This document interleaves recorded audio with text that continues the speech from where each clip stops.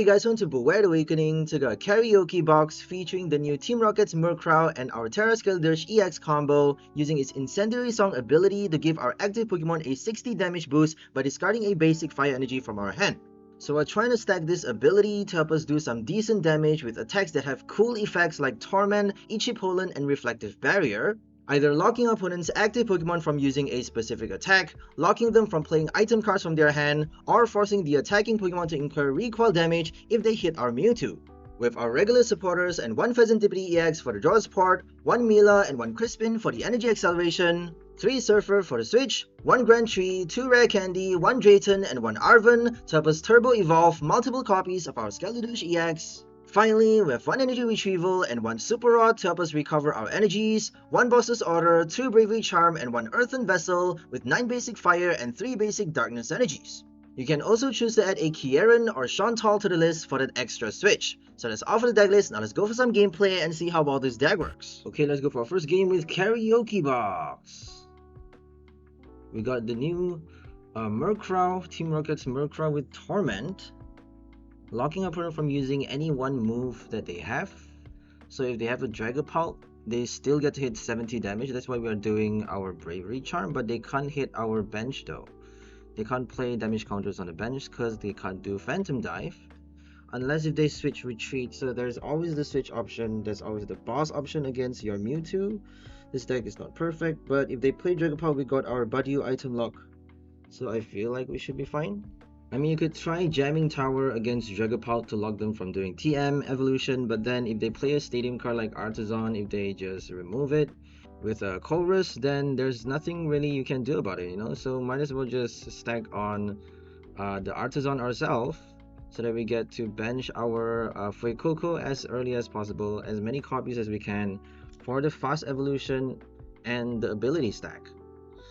So after getting your second copy into play, you get to do Incendiary Song twice to basically hit for 150 damage with Torment, 150 damage with I think it's 140. 140 with Reflective Barrier, and 130 with your Ichi-Pollen. It's not a lot, but eventually it does stack, and you know, you're at least doing a lot of disruption with your effects, and then hopefully after collecting the knockout, you know, you still get to lock them with some other cards. We also have the recoil, so Mewtwo is sort of like an EX in a way, just because if you hit for 130, if they do 200 damage to your Mewtwo, if they are forced to hit, if they can't control the amount of damage that they are doing, like a Hydreigon EX or a Dragapult, then if they hit 200 on your Mewtwo, they essentially kill themselves while drawing only 1 prize card. So you're basically getting 2 prize with your Reflective Barrier. It does get countered pretty easily with boss, that's why we only are playing 1 copy for this list. But we do have that Super Rod to shuffle it back if we want to at any point in the game, recycle that attack and use it again, you know, if they don't play enough bosses in their deck or they didn't get it at the right time. But anyways, back to the game. Now we got our Chorus Arven in our hand. I feel like we should just play Grand Tree right here. Is it our second turn? I think so. There we go. We're gonna get a basic fire as well, and we could actually take out the Slacking right here, the Slackoth. I didn't realize, that's why I was like deciding which card to play, because we already have the stage 2. You know, we can already use the ability and attack with the Fuecoco because it only has 1 energy attack cost, hitting 20 plus 60. Yeah, sorry for the slow play. There's just too many options sometimes, and I wasn't really, Fuecoco's attack wasn't on my radar. I was kind of focusing on doing the switch onto Murkrow, you know, stalling until we get to use Torment on the Slacking, because we have to wait until they evolve before we can, you know, lock them from attacking. Slacking only has 1 attack, so we're essentially blocking them from attacking at all using any of their attacks with the Torment, forcing them to retreat and switch. So you'll see later that the first Torment didn't work because they actually got the Jet energy, but you know, later on it does actually help out. We got Mela in our hand ready to go, so if they kill our Fuecoco, we can already reattach, draw, and bench something with Artazon. start to basically charge up some other Pokemon as well, because Mela gives us that extra 1 energy, and that means we can bench a Mewtwo or something to trap them even more, right? Or a Budew.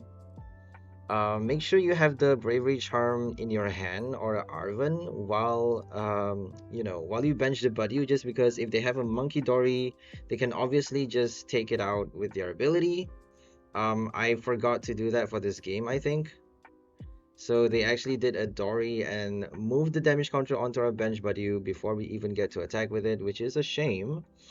Because you should definitely be expecting that, since we are not doing a one-hit knockout with our Pokemons. We are only doing a max of 150, I think, or 210 damage actually. 210 damage if you're discarding 3 basic energy from your hand with Torment.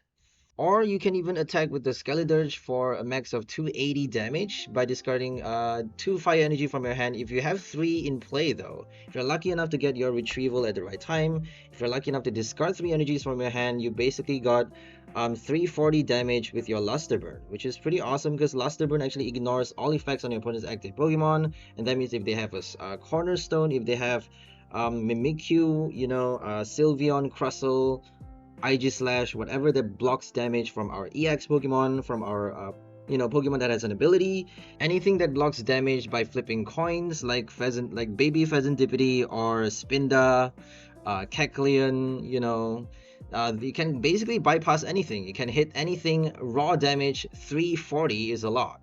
But as I said, don't expect to hit 340 even in a single game, because we only are playing 3 copies of our EX.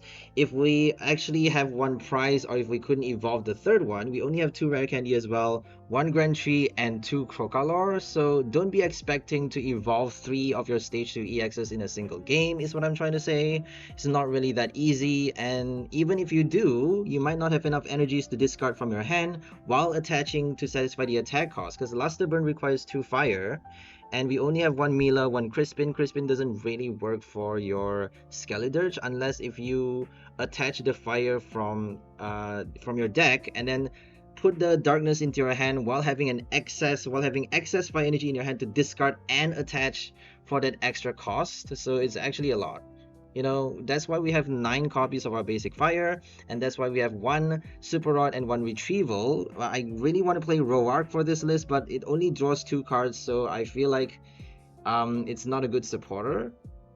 And the reason we're playing Pokegear is because we want to be getting our Surfer at the right time for us to switch out, because this thing is pretty heavy. It has 3 energy retreat costs, and even the Fuecoco as well is pretty heavy. So if we get stuck with those cards in the active, we can pull out our Surfer at any time. That's why I said it could be recommended, I'm not really sure, for you to be playing a Chantal instead of Boss, because we are not actually doing a one-hit KO though. We might actually need the Boss. So if you want, you can actually swap some other card, maybe the Pokegear, I don't know, for a Kieran or a Chantal. But I kind of like this list as it is, so I'm just gonna stick with it and leave you guys to update as you see fit. So back to the game. Now they got Night Stretcher to retrieve a basic energy. They're doing basic darkness because they got Munkidori. They could actually play Luminous, but doesn't really make sense. It doesn't really matter because Slacking requires 2 colorless. Can play any energy basically. And they don't really need the Watchtower since we have EXs in play. So the Watchtower is basically for disruption here. Unfortunately, we're not playing any colorless Pokemon in our deck that has abilities. So that Stadium is not going to do anything for our opponent. It does help them remove our Stadium card though. It does help them, discard our Grand Tree or Artazon from play. So now we got our Retrieval. I think it's too early to be playing it. I'm not really sure what to do here. I feel like we should just pass a turn attacking with the Fuecoco and salvage the cards we have in our hand for later. Because we can't play the Ultra Ball, we can't play Mela. We definitely should not be doing Ultra. So that 20 damage is gonna haunt me later, because they actually did transfer with the Munkidori from the Zoroark. I think they transferred on the Slacking first, but eventually they did use the Adrenabrain. But eventually we got our Munkidori as well. We managed to bench it from the prize, I think. and then attach the basic darkness for us to play Adrenabrain, reversing the damage counter transfer back onto the Slacking. So I think I'm just gonna end the voiceover right here, and because focus on the game, I'm a bit late on editing, so I have to cut it short. Please like, share, and subscribe if you haven't already. If you enjoyed this combo, we'll see you next time. Have a great day, and bye everyone!